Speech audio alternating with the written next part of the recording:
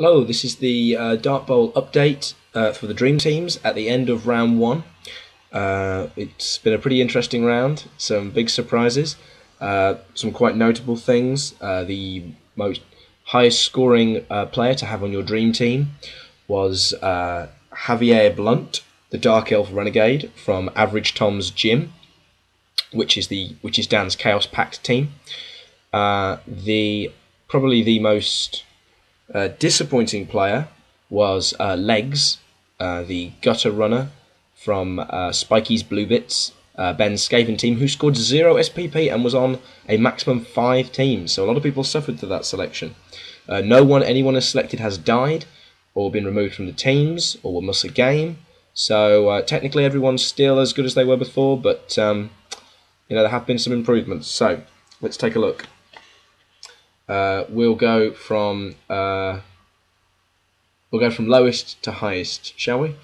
Right then. So in last place is Alec's Dream Team with only 8 points. The only points he was able to pick up were 2 points from Comet Snake, which almost everyone chose anyway. So really didn't give that many net points. But thankfully he had Javier Blunt, the star of the opening round of the Dart Bowl Cup, who got a mighty 6. So that leaves Alec in 6th place on the Dart Bowl teams with 8 points. So quite a climb back for him. In 5th place is Ben with his Dream Team. Again, not a lot of scoring. The 2 from Kurt Dolby, the Chaos Ogre, 2 from Vicky Peterson on the Tomb Guardian from the Egyptian Disco, 2 from Ragnar the Minotaur from the Theresian Thunderers. But Ben's real saviour was Eric Domino, 5 points from the Chaos Pact Average Tom's Gym team, which he managed to get from MVP, and Ben was the only person who picked Eric Domino, so that puts him that little bit ahead, gives him that little bonus from other people, because other people weren't getting those Dream Team points. Very close in 4th place with 12 points is Dan. Again, he managed to get the 2 from Comet Snake, which is a pretty common bonus, but he managed to get 5 from Debbie Peterson from the Tomb Guardian from Egyptian Disco, and he managed to get 5 from Squirt, the Gutter Runner from Spikey's Blue Bits. So managed to pick up 2 players who got MVPs, which in the first round, when there wasn't that many casualties or touchdowns, it was the players who got the MVPs that seemed to have given people the initial boost. A bit of a gap now in 3rd place is Matt's Dream Team. Again, 2 points from Comet Snake from those 2 completions. 2 points from Kurt Dolby, the Chaos Ogre, from his Kaz.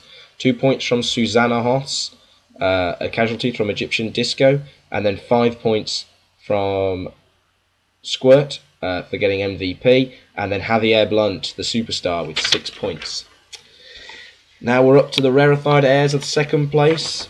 Shaun's Dream Team, 2 points from Comet Snake, like everyone else. 2 points from Kurt Dolby. He had the sense to choose Javier Blunt, the 6-point superstar. He managed to get Debbie Peterson, who got an MVP. He had Vicky Peterson, who got a casualty point. And he got Squirt, who got MVP. So Shaun managed to pick up 2 of the players who got MVPs. Managed to find 2 of the players who got casualties, and the 1 player who scored 2 touchdowns. But in 1st place is Jack's Dream Team with 24 points. 1 player from Average Tom's Gym, and it was the right one to choose. Javier Blunt with 6 points. Managed to pick up 2 Tomb Guardians who got a casualty each. He managed to get Angerforge, the Chaos Dwarf blocker who badly hurt himself while dodging, but managed to get MVP.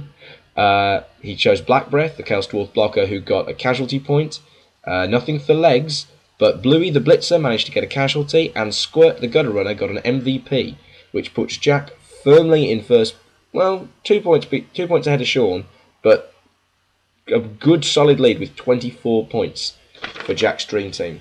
So the Dream Teams are shaping up nicely. As I said, no casualties on any of the teams yet, and it's still very early days. As players get skills, it only needs perhaps that one skill or that one really good game from particularly skillful players such as High Elf Blitzers or Scathing Gutter Runners to really change things up. And of course there is always the chance that someone will die, which is going to stop those points right there. You're going to get what you're going to get for that person and nothing else. So we'll see you at the end of round 2.